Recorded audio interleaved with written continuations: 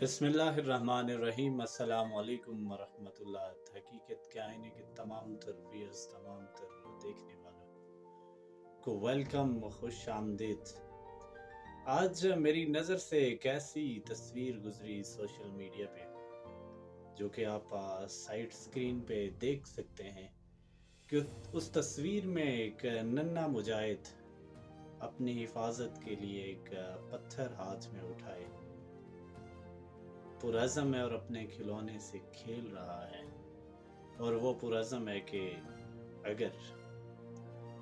मेरे किसी मुक़द्दस मकाम पर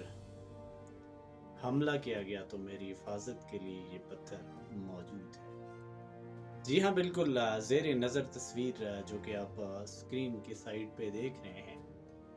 ये आज सोशल मीडिया पे जब मेरी नज़रों से गुजरी तो यकीन जाने कि मुस्लिम उम्मा के जो हुक्मरान हैं और मुस्लिम उम्मा की जो टोटल कम्युनिटी है, यकीनन मुझे इस बच्चे के इस पत्थर के आगे हकीर सी महसूस हुई। और इसराइल के जो हमले फ़लस्तीन पर हैं और बैतुल मुक़द्दस को नुकसान पहुंचाने के लिए, यकीनन ये हम मुसलमानों के लिए लम्हा फ़िक्रिया है कि आज अगर हमने फ़लस्तीन या बैतुल मुक़द्दस की हिफाजत न की तो मेरे ख़्याल से हमसे बेहतर ये बच्चा होगा जो कि हाथ में पत्थर उठाए हिफाजत के लिए हथियार के तौर पे बिल्कुल वायरल हो चुका है सोशल मीडिया पे। और